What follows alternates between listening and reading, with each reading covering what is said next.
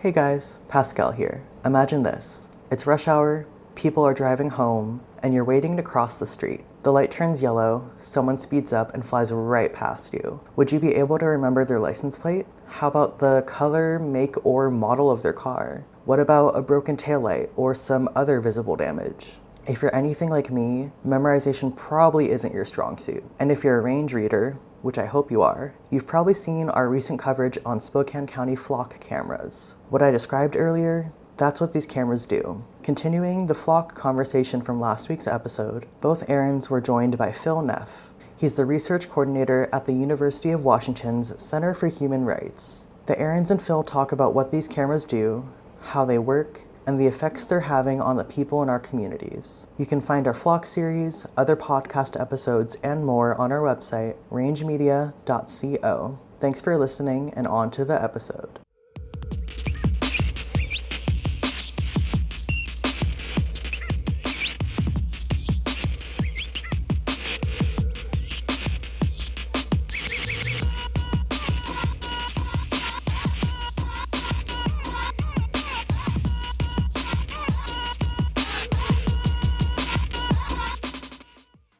This is Free Range, a co-production of KYS and Range Media. This week, it's me, Aaron Hedge, and the other Aaron Sellers, and we're continuing some prior coverage of Aaron's really deep and interesting reporting on surveillance cameras in Spokane County, and we were lucky to get a guest on the show this week. Can you tell us who that is, Erin? Yeah, we're doing something really fun and new and exciting to us. We've never had a caller in before. And we are here with Phil Neff, who is a researcher, the research coordinator for the University of Washington Center for Human Rights. And we've got Phil on the line, so we are going to try to bring Phil onto our radio show. Make the magic happen. Yeah. All right, Phil, hypothetically, you are on the air. Do you want to say something? Hello. We've got Phil. This is so exciting. Right, so as we just mentioned, Phil Neff is the research coordinator for the University of Washington Center for Human Rights, and they've been on the forefront of some of this work tracking automated license plate reader cameras in Washington. One of the first things that I stumbled upon was a 2022 report from you guys on Who's Watching Washington, which discussed some of the concerns around data security that was raised by the presence of these automated license plate readers in Spokane, or in Washington as a whole. And I guess I'm curious, how did the University of Washington Human Rights Center get into this work, Phil? Yeah. Well, first of all, thanks for having me, and thanks for your work on this subject as well. Our interest in automated license plate readers grows out of the center's work more broadly on immigrant rights in Washington State, and in particular, we've spent a lot of time using the State Public Records Act to look at how agencies across the state are complying with the Keep Washington Working Act, which is Washington State's law, which puts limits on collaboration between local and state agencies and federal civil immigration enforcement activities. And so, yeah, that was one of the main reasons why we thought we should take a look at ALPR technology as just one example of the kind of pervasive surveillance technology that that exists in our state. Yeah, so you guys have been, at this for a long time. I guess I'm curious, with UW being a university, is this kind of deep work, is this mostly from students? Is this staff? Is it a combination of both? What are the kind of, how are you guys doing this work and research? Yeah, so UW Center for Human Rights was founded as a result of legislation passed by the Washington State Legislature, and our mandate is to use the resources of the university for the service of real world change for human rights. And the way we do that is through projects that involve partnership between UW faculty and community-based organizations that are on the forefront of human rights struggles, and then utilizing student research to address questions posed by those community partners. And so, for a number of years, we've been working with various groups involved in immigrant rights work in Washington State, including La Resistencia, Northwest Immigrant Rights Project, Washington Immigrant Solidarity Network, the ACLU of Washington, and others who are interested in issues around Keep Washington Working and detention conditions in Tacoma, deportation flights, things like that. Okay. It was probably, May of this year when I first heard the term flock cameras as a reporter. And I kind of got turned on to this issue from the reporting from 404 Media on the Texas cop that was searching flock cameras across the country for a woman who'd had an abortion. It's definitely sounds like this has kind of been on your guys' radar for a lot longer. How did the issue of flock cameras come across your desk, and what piqued the center's interest in flock specifically, not just general ALPR cameras? Yeah. Well, part of the reason was that flock was really not quite on the scene yet at the time we wrote our report in 2022. That report says, they're a new vendor that's starting to come online in a few places in Washington State. In the last few years, they have become by far the largest supplier of ALPR systems in Washington State. Upwards of potentially 80 public agencies across the state have had flock contracts. Only flock actually knows for sure how many public agencies in Washington State it contracts with. But it was that same reporting by 404 Media and others around the country that highlighted that search by the Texas Sheriff's Office, and then started to highlight Border Patrol access to the cameras during summer 2025. That gave us the impetus to revisit the subject as well. When did you guys first start putting in public records requests for flock data? How did you get that idea? Well, that's the same methodology we use for the bulk of our research. Actually, is based on either federal FOIA or state public records research. Really, in a lot of cases, with the goal of using those records to corroborate and provide evidence for human rights issues that have been, raised by directly impacted communities. So, for example, conditions of the detention center we've known about for, many, many years that they're, that's just rife with problems. And our role as a research center can be to obtain the government documents that show that those, testimonies of abuse have, foundation. And so that's really just the way we work. As far as when we started putting in requests on this topic, I would say it would have been around late May, early June, so early summer. And for folks who are maybe tuning in and haven't been listening to me on a soapbox about flock for the last 36 hours, like my coworker, Erin Hedge, who's also here, how do you describe how these cameras work and what some of the key findings from your research report were? Sure.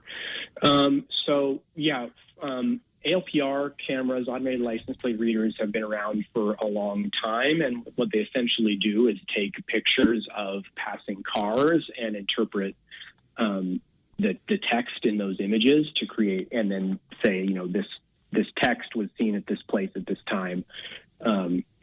And the older technology would pick up like stop signs or, signs passing by, things like that as well.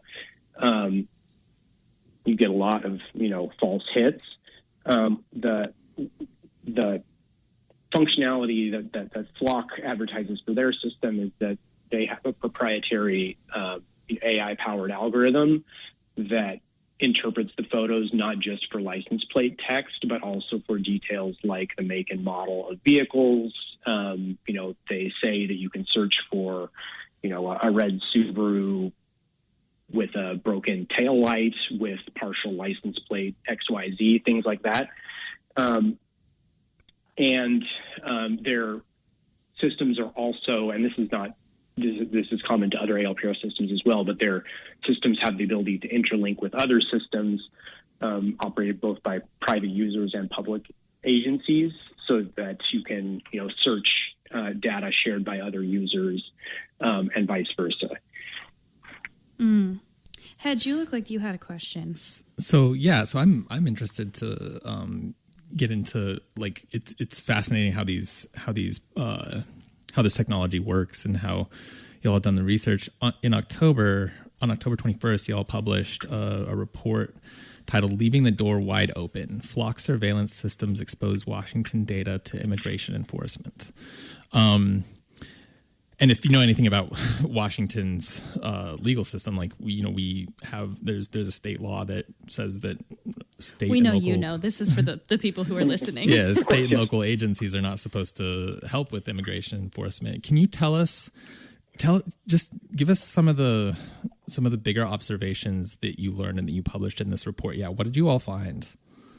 Yeah, so we requested a few different types of reports and audits that Flock systems provide, and those showed that at least 8 Washington state law enforcement agencies had enabled direct one-on-one sharing of their networks with U.S. Border Patrol at some point during 2025.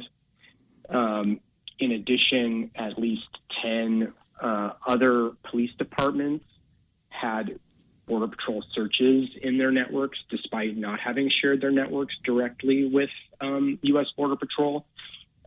We now understand that was because of a Flock feature called Nationwide Lookup, which is a single checkbox in the settings that allows all other users that have opted into Nationwide Lookup to search your data and vice versa.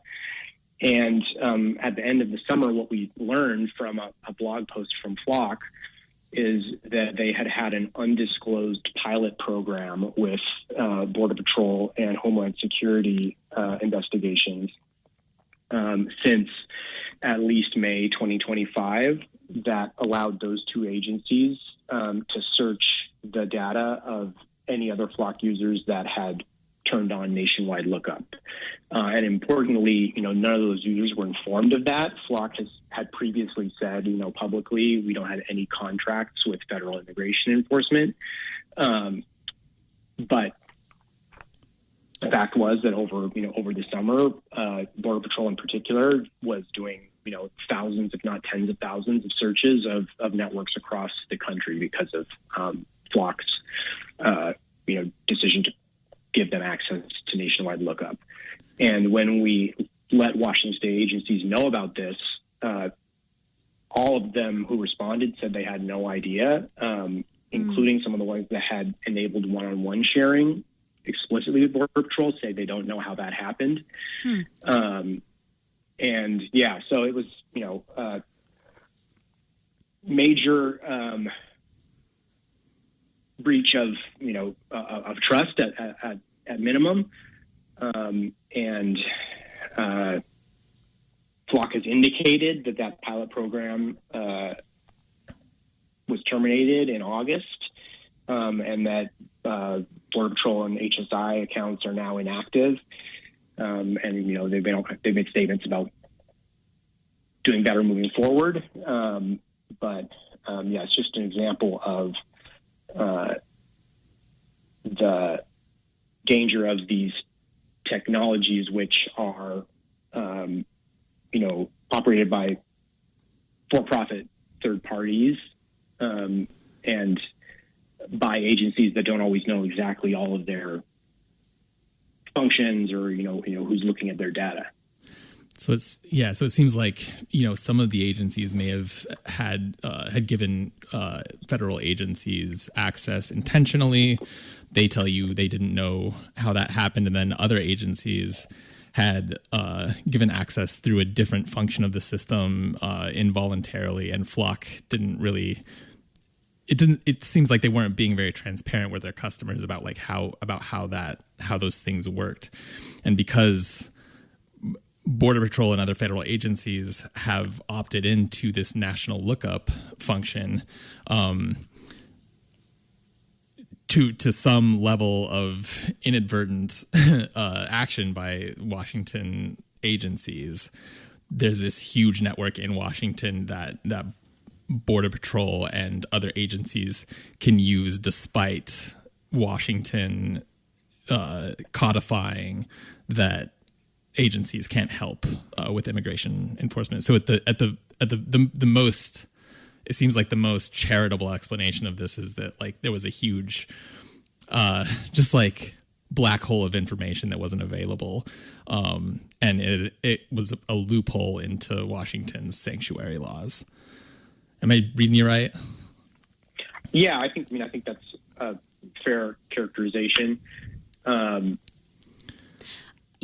think it is important. Oh, so go ahead. Oh, I have a quick follow-up, actually, that I hadn't thought of before. So usually, we've got this like national lookup feature, and that means, Spokane County, they have cameras. They're saying you guys can search our cameras, we can search your cameras. And that's sort of like a reciprocal information thing that's going on when nationwide sharing is turned on. Did Border Patrol and Homeland Security have cameras, or did they just have access to search the data that was being created by other local jurisdictions' cameras? That is a good question. What Flock has indicated is that they just had accounts with the national lookup functionality. But we do know, for example, that Customs and Border Protection, CBP, has its own ALPR networks. The Associated Press reported on that a few weeks ago, including in some cases ALPR cameras disguised as like traffic barriers. Oh, wow. Those were reported in Texas. I think it's highly likely that those exist in Washington state as well. But we don't have any evidence of that at the moment, other than we know that they use ALPRs at border crossings. So, yeah, I think there's a lot that we still don't know about federal agencies' use of and access to ALPR networks.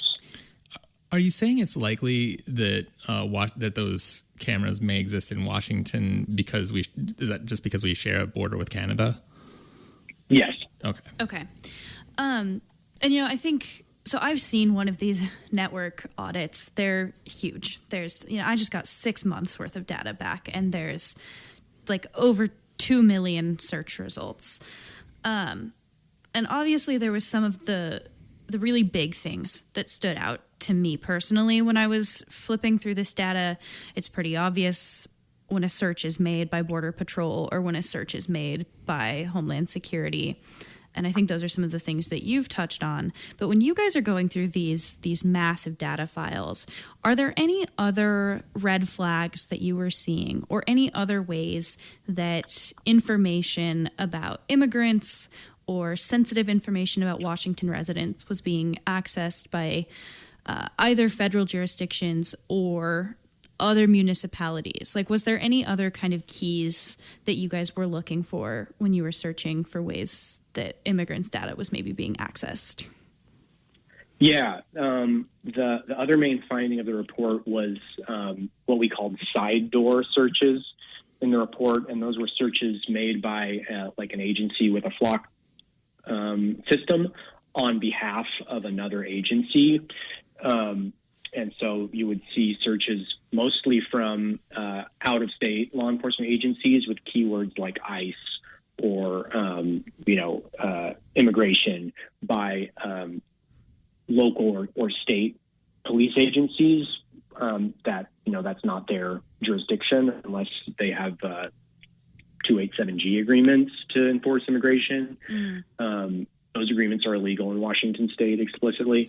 But so, yeah, we saw a lot of searches by other agencies for terms related to immigration. And there's been some work by folks in Washington State with Decriminalize Seattle had reported on emails from, for example, Homeland Security investigations personnel emailing colleagues at police departments and saying, hey, could you run a search for me? And we saw a number of those searches by Washington State agencies with keywords related to Homeland Security investigations. And that points to a significant loophole in Keep Washington Working, which is that it only restricts collaboration in civil immigration enforcement. Collaboration with Homeland Security investigations has generally been has been allowed to continue. And in the past, that was largely, things like drug trafficking, human trafficking,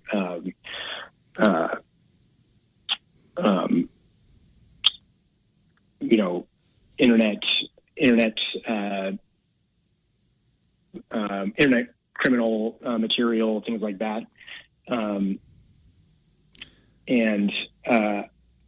What has happened since the Trump administration is that reportedly up to like 90% of HSI's time is now spent on civil immigration enforcement as well. So we have these relationships that were allowed to continue under Keep Washington Working that may now have pivoted to civil immigration enforcement. There's also two areas of federal criminal immigration charges that can be used to justify collaboration in a really broad number of cases as well. So there's significant gaps in Washington State's protections.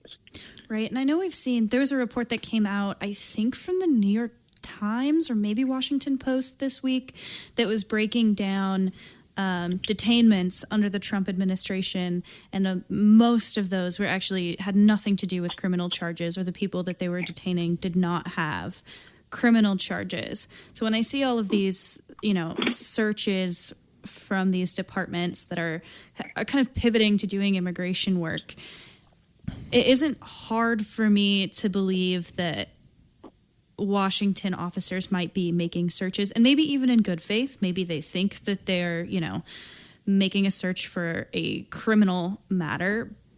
But what guardrails are there to make sure that the Homeland Security personnel or Border Patrol are actually requesting help with criminal matters and not with civil? And we actually we have quotes from our county sheriff John Knowles saying that if they had reason to suspect that they were helping with a criminal investigation, they would go ahead and do that. And he stated explicitly that it wouldn't violate the Keep Washington Working Act. Yeah, and I found one of those searches that was explicitly tagged like Homeland Security, like HSI search. But sorry, you were going to answer and I interrupted you. No, I was just agreeing with you all. That's, exactly the case across, law enforcement agencies across the state. And unless they have, really strong internal policies around how they're using LPRs, there really is not any guardrails at the moment. That may be addressed in the future with legislation at the state level, but, it's really challenging for legislation and policy to keep up with the advancement of these technologies.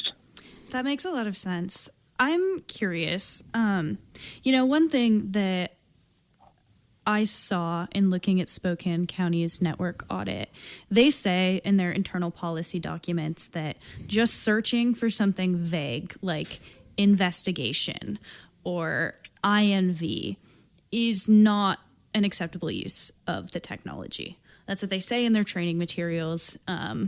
They say that basically in order to make a search, you have to be able to look at that search on the computer and explain to somebody months later why you made it. Right.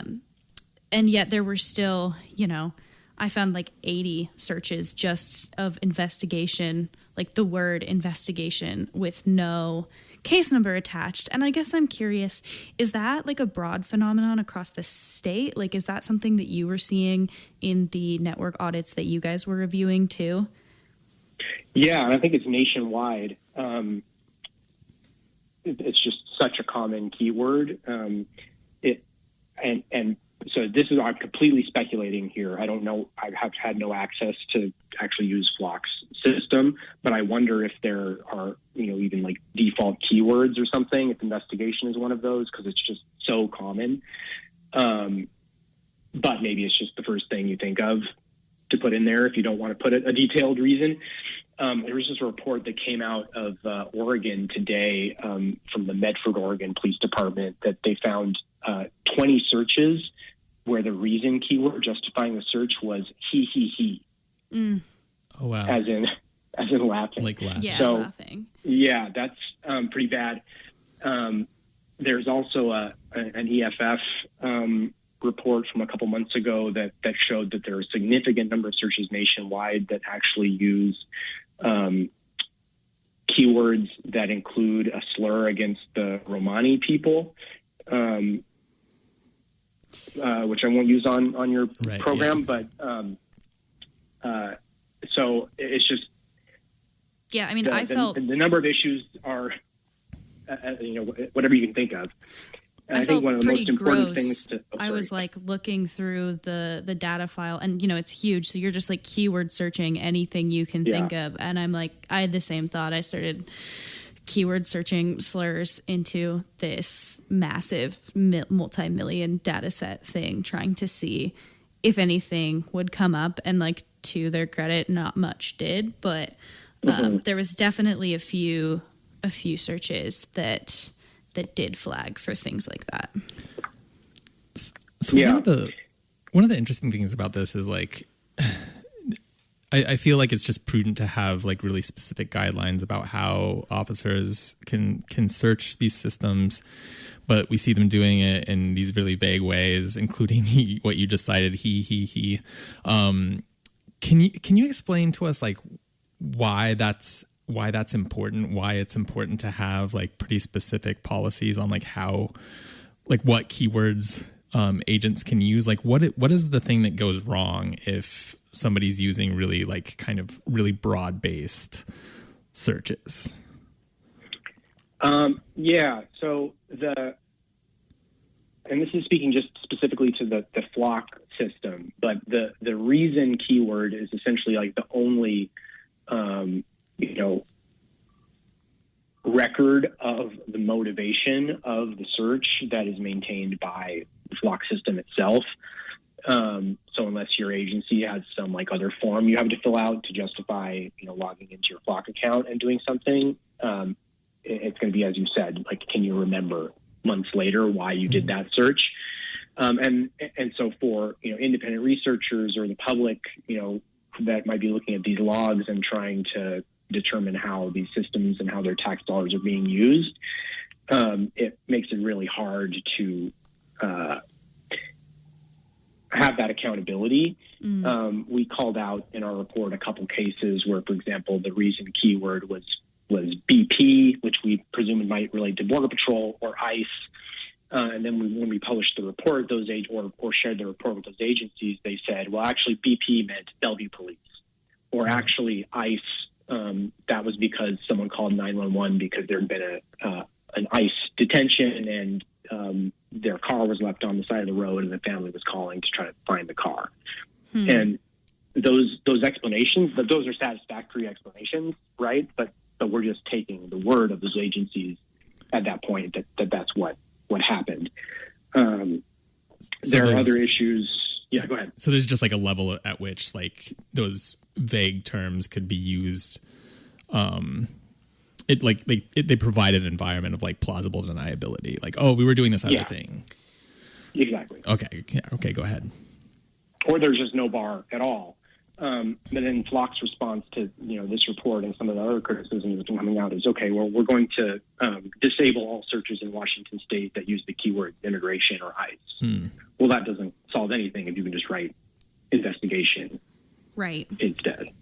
It just makes it harder for people who are trying to do kind of, public or journalistic or research accountability work to actually track that those searches are coming across our cameras. Mm-hmm. Yeah. Have you guys made any... Oh, sorry. What? No, go ahead. Oh, I was curious, you mentioned like potential legislative fixes and like how that's not a perfect solution because legislation just moves so much slower than tech. But I'm curious, have there been any legislative recommendations that have emerged from your work? Anything that you've, sent to representatives or to the legislature to consider implementing? Well, there are certainly models from other parts of the country. I believe, and a lot of that relates to things like, data retention time and things like that. I believe Connecticut may have limited data retention for LPR systems to just several minutes, for example, and currently, 30 days is the stated norm for most agencies in Washington state. And you could also, regulate things like, you need a warrant or some kind of judicial proceeding to accept data shared by other agencies or by private users, for example. Or you could, set guardrails about what kind of level of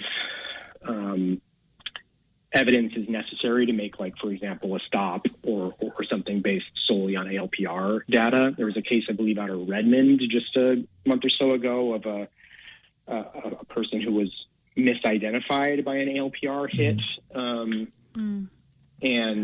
held at gunpoint, I believe, by officers in his driveway.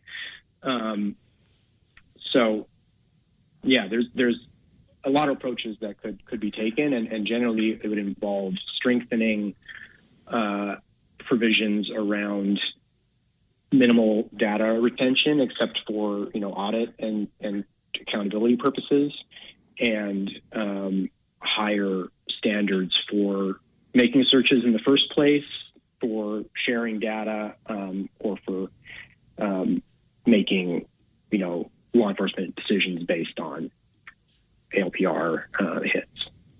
That's really interesting. It occurs to me something you said earlier. One of the key findings of your report is that you say at least eight Washington law enforcement agencies have enabled this direct one-to-one sharing. But then you said something. So the term "at least" implies that we don't know how many total there are. And I was listening to an interview with an expert on Flock that across the country, it's kind of modus operandi for Flock to come into and broker their contract deals with local governments, and they'll often be passed through a government kind of as part of like a legislative consent agenda, and nobody really like flags that when they're just like looking through the agendas. And so it's just really easy for these contracts to like for municipalities, counties to like mint these contracts without anybody knowing about it. And it sounds like we just don't have a full perspective on how many agencies in Washington or really anywhere else is contracted with Flock. So we can't see the scope of their program. And so I do wonder if there's like a way for people to monitor that. And if not, like that's another legislative fix that has occurred to me that I've heard other folks propose, is that, we need laws that like transparency laws, just letting the public know that these programs exist in any municipality. Has your work touched on that idea at all, or at least on the scope of the program? Yeah, I mean, that's a great point, and that's absolutely something that could be done is require ALPR systems operated by public agencies to be registered with the state.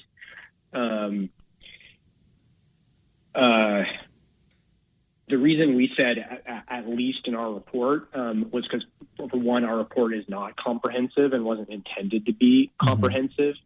There are still agencies in the state that we know or believe have Flock contracts that we didn't send records requests to. Oh, wow. Or are just doing now. There's just so many. Right. I was just looking at my list now, has like 90 agencies on it. And some of Wow. those, a few of those don't have flock, but most of them do. And we've sent record requests to most of them. And, in some cases you get your records back in 2 weeks. In some cases it takes 6 months. So it's hard to get a comprehensive scope. And the other reason is that the records that we relied on to show whether they had sharing with Border Patrol are essentially like a snapshot of their sharing relationships on the day that report is generated. And so if they turned off Border Patrol the day before, you wouldn't see it. So, we had 8 of those reports that showed definitively that at some point in 2025, sharing was active with Border Patrol. Yeah.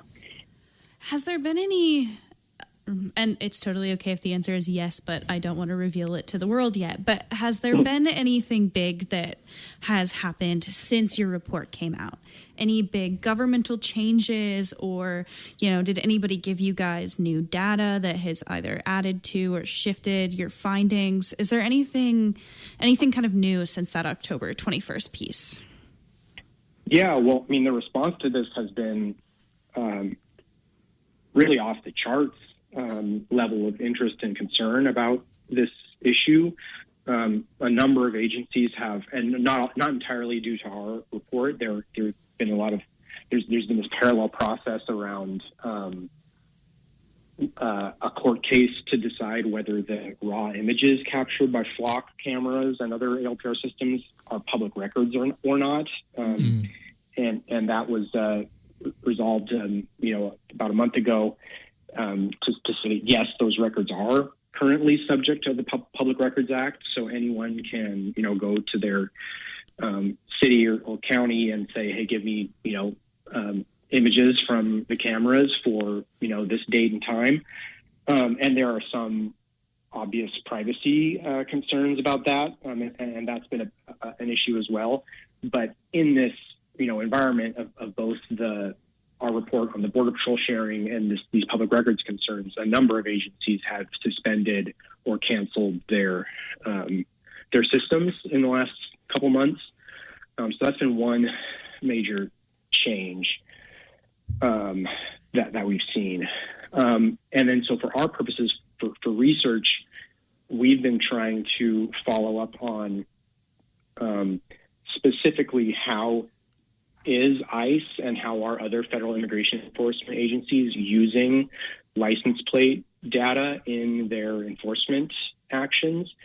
And we know that they're very interested in license plate data. There are, we've referenced court records and ICE documents that show that they use database lookups based on license plates to confirm people's identity in immigration stops that they're doing. It seems like they're doing that basically in sort of like a dragnet fashion of going to places where, they believe immigrants live or work and running the plates of, every vehicle they see, and then getting the information of the registered whoever's name the vehicle is registered under, and running that through other databases they have access to see if that person has any contact with the immigration system, and that's a major part of their MO for the enforcement actions we're seeing across the region and nationally. And so our big question is, where are they getting this data? There's significant, there's data about driver's licenses and drivers that is held only by state DOLs or DMVs. And there's been a lot of effort over, the last several years to restrict that access, restrict that data from being used in federal immigration enforcement, but it's clearly still happening. So we're trying to figure out how that's happening. That all may or may not involve ALPRs. I think it's quite possible that it does not involve ALPRs, but that other kinds of databases and surveillance technology are involved. So that's been a big focus of our research. And, it's really important, I think, to emphasize, like, just how concerning the patterns of immigration enforcement we're seeing in the region are, of just, like, off-the-charts levels of brutality during immigration enforcement actions, blatant racial profiling, masked, unidentified men in unmarked cars, pulling people over. It's really serious. And as I said, moments ago, we know that they are very interested in using license plate data to effectuate those actions. So basically, their license plate data is such an important resource to them because it's this window into just like a lot of other documents and information that can identify a person. I also think there's it is easier to arrest someone from their car than it is to arrest someone from their place of residence. Like, there's stuff with the different warrants. That's right. Yeah, makes it easier to catch someone on the side of the road. If you can arrest someone as soon as they get in their car to go to work, or that's been the way they've operated for a long time. And we've seen, here in Spokane, as well as on the national stage, we've seen federal agents stopping. They basically kettle a car, smash a window. They'll park vehicles on both ends of the car and then on the sides, and then they'll come up and place a pen to a window and crush the window and drag people out in pretty violent and disturbing ways. And that's all they could be finding those people through license plate data. I think it's at least highly likely that that's how they're doing it in the majority of those cases. Yeah. That's really interesting. I've been trying to figure out how to explain to either non-researchers or non-journalists, or maybe people who are not staring at million-file flock databases for hours of the day. What is the simplest way to explain flock cameras, the amount of data they collect, and maybe why that's scary? Have you had any success putting this in layman's terms? How do you explain this to a friend on the street? I think it's multiple pictures of every single passing vehicle or other object that are then run through their system and analyzed and transformed into data. So if there's a flock camera on your commute, or whatever, it's capturing pictures of you as you come and go every single day, and then data derived from those pictures is accessible to any agency with which the operator of that camera decides to share it with. And the operator of that camera can also include, private users. We've had people reach out to us from HOAs, homeowners associations, and say hey, my HOA has this system and I have questions about it. And, we have to say to them, we know almost nothing about how Flock works for private users. My presumption is that it's similar in a lot of ways to how it works for public agencies, but I don't actually, we can't access those records. Because they're not public, because they're owned by a private entity. That is so. That's right. So we can't send them a Public Records Act request. Well, we have two. There's two. What are the two Lowe's? Is it Lowe's? Oh yeah, we have two Lowe's in Spokane that have multiple flock cameras in their parking lots, and those are explicitly tied in with the Spokane County Flock Network. So we know that police are searching those cameras in the Lowe's parking lot. I think I got a tip about somebody's HOA here having flock cameras, but they didn't really know how they functioned, just that they thought they had seen an email from their HOA about spending money on a flock contract. So if you're in Spokane and you're listening to this and you're on the board of an HOA that has a flock contract, you can give me a call at 509-850-0488, and I would love to talk to you. I guess, we're kind of nearing the end of our program. I have really struggled with getting law enforcement to talk to me about these cameras. They're not really excited about all of the newfound attention on it. And I keep seeing, people on the internet point back to, well, they help solve crimes. If your sister gets kidnapped, if there's an Amber Alert, this is how they solve it. Or if your grandpa wanders off and there's a Silver Alert, this is it's really crucial for us to have this technology. I guess I'm curious, in your research, has there been any concrete data or numbers that you've uncovered that show how often are these cameras being used to solve actual crimes? Like, how successful are they? Or is that not something that you guys have touched on at all? That's not something that we have directly researched, but it's an important point. And there has been previous research about that we did cite, which suggests that the efficacy rate is pretty low, at least in terms of the ratio of number of plate reads or searches compared to the number that are actually associated with any kind of criminal activity or investigation, let alone solving those crimes. So there is some research out there that suggests that the efficacy is not as high as claimed, and I think that's important because if you say this is, as you said, this is the technology that allows us to solve Amber Alerts, who's going to be opposed to that? But the flip side of that is that every single person's car that drives by that camera is now registered and profiled, and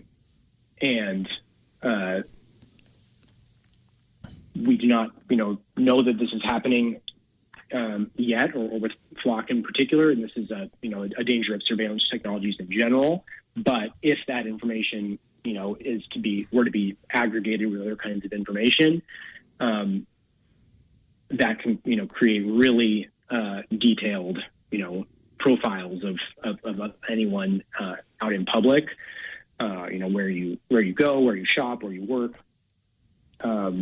So the level of privacy trade-off that these technologies start to push into is, I think, why there's broad concern about their use and a lot of advocacy for greater protections. Cool. Well, this has been Phil Neff with the University of Washington Center for Human Rights. Phil, is there any last takeaways that you want people to know about Flock cameras before we let you go? No, I would just emphasize again that the reason that this is so important is because of the severity of abuses that we see in the immigration enforcement, detention, deportation system, and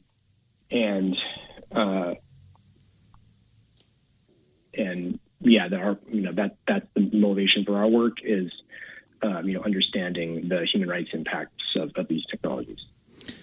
And we know that you focus mostly on immigration related activities, but and Sellers, we like to remind the audience, Sellers' work has also focused on protests and women trying to access reproductive rights. So immigration isn't the only place that these cameras come into our lives. But it's definitely the biggest from what I've seen. The amount of searches for protests and protesters paled in comparison to the amount of searches for immigration, ICE, visa overstays that showed up on the Spokane County Network audit. We're going to let Phil go, and we're going to close out with a little bit of rapid fire information on the series we just put out and what's going on with the Spokane 9 protesters who were arrested for protesting outside of an immigration facility here in Spokane after they were detained following being in the United States legally and having their program canceled by Trump. So this has been Phil Neff. Thank you. Thank you so much, Phil. It was really great to meet you. Thank you so much, and thanks for your work on this topic. Thank you. Likewise. Have a great afternoon. All right, you too. All right. Yeah. So I just want to touch on, we've got 7 minutes, and I want to touch on the couple of stories that we've put out in the last week about these flock cameras. So Phil's work and the University of Washington's work has been a statewide picture. They, at the time of their report, didn't have any data from Spokane, although as soon as I got my network audit back, I shared that with them. So they now have the data from the first 6 months of Spokane searches. A couple of key things. I had a story come out yesterday or Tuesday. This week has flown. Tuesday, I think. It was yesterday. Okay. On immigration searches using our cameras. And what we found was very similar to what Phil was saying about their realizations on statewide searches. So starting in March, we started to see searches from Homeland Security show up on our cameras. And in April, we started to see searches from Border Patrol show up on Spokane cameras. So that's, federal agencies that are really directly, May was when the Border Patrol searches started to show up. But these are like very direct searches from a federal agency. And sometimes they're searching every camera in the United States. Sometimes they're searching specifically for California, but they're also just choosing to search Washington cameras. And sometimes they're searching specifically for people in Washington. We also found that out-of-state agencies like, municipalities down in Texas, Florida, they were also searching our cameras for immigrants as well. Pretty scary stuff.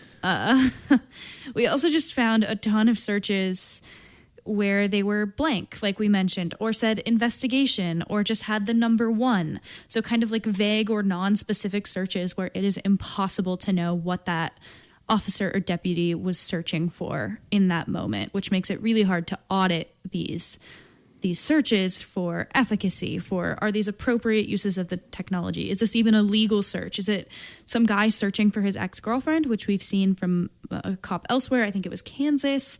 There was a guy that was just repeatedly searching for his ex-girlfriend on flock cameras. And it is really hard to tell when there is no concrete information attached to the search. So that was our big sort of investigative piece that came out this week. And I think it shows that, whether it's intentional on the part of local law enforcement agencies that maintain these camera systems or not, federal agents are using local resources to enforce immigration policy, which, if that's not a violation of the the Keep Washington Working Act, then it's hard to imagine what might be. Yeah, I guess I just keep wondering, what is scarier? Thinking that law enforcement is intentionally collaborating with ICE and Border Patrol, or thinking that law enforcement had no idea that they were collaborating with ICE and Border Patrol because of this pervasive technology they were using that they didn't quite understand. And we don't really know which option it is because there hasn't been a lot of transparency or forthrightness when it comes to conversations with the jurisdictions that are operating this tech. We just have the raw data. The other thing I wanted to make sure that we touch on in our last 3 minutes, because we talked about this all day in our last radio show. Hedge, you were at a trial on Monday for former City Council President Ben Stuckert, who was the person who called for the protest of the ICE holding center. So where we left y'all last week was Thursday, and these 9 folks who were arrested for having on federal charges for having showed up and blocked vehicles at this ICE protest on June 11th. They were all federal prosecutors negotiated plea deals with all of them. Only 4 accepted. Their deadline was Monday, and the other 5 appear to be wanting to fight that effort. To actually, they'll if nothing develops.